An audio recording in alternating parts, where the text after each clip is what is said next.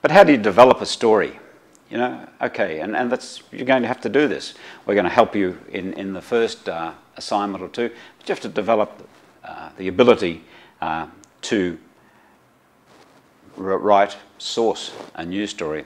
So first of all, we talked about the techniques of writing in the last modules, but in this one we'll talk about factual writing, which what journalism is about.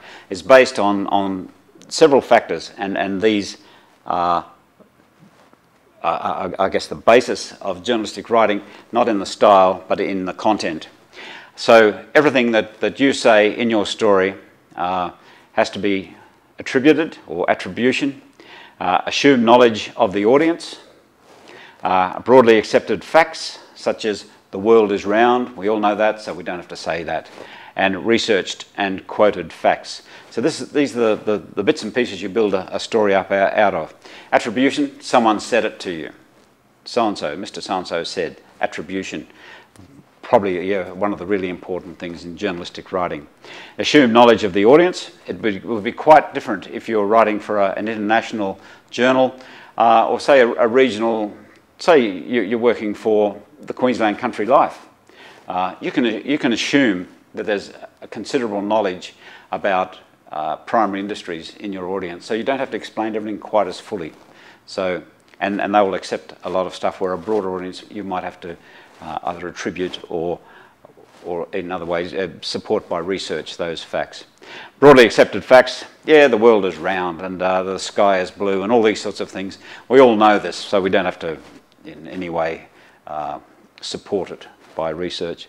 And then your research and quoted facts. So if you research something and you find a paper that was written on such and such a subject, you say in your story, in a study carried out by such and such a university in 2003, it was found that.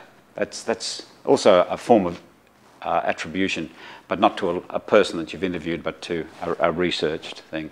So that's developing the story. Attribution, assumed knowledge of the audience, broadly accepted facts, and researched and quoted facts.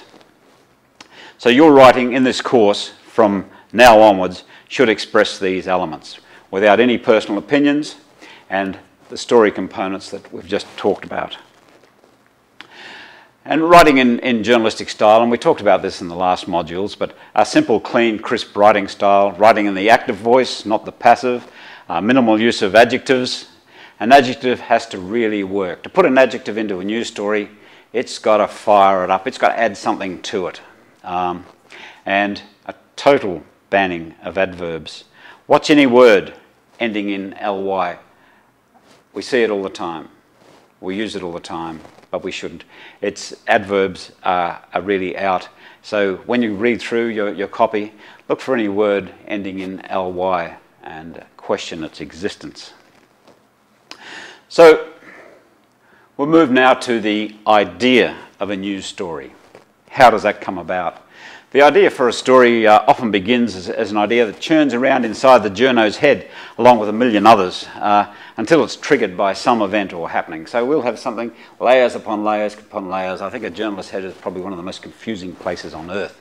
And then something happens, someone says something, Bob Brown comes to central Queensland to talk about coal. All of a sudden you've been thinking there's a story here about coal, bang, you've got yourself a story. But a lot of the background stuff is already churning around in there. But the vast majority of stories in newspapers, radio and TV are usually started by a source. And this source might well be the ubiquitous media release. That's a whole issue in itself. But it doesn't matter, in any newsroom, the media releases are churning off the fax machine in great piles. They're coming in as emails, and they often are in the general grist of day-to-day work. They are the source for a lot of stories in all media, particularly regional media. It also could be a person coming into the newsroom to say, hey, did you know this was happening, or making a complaint about this, or something happening in his or her street. A lot of good stories come out of this. And so don't be too quick to push away someone coming in as a bit strange. Accept it, listen to their story. You just never know where that could go. And contacts. Contacts are so important to the journalist. Contacts and building them up are the source of most original, exclusive, scoop stories. So making contacts is a really important part of being a journalist. Your black book of phone numbers and email addresses is your treasure trove. So start it now and keep it.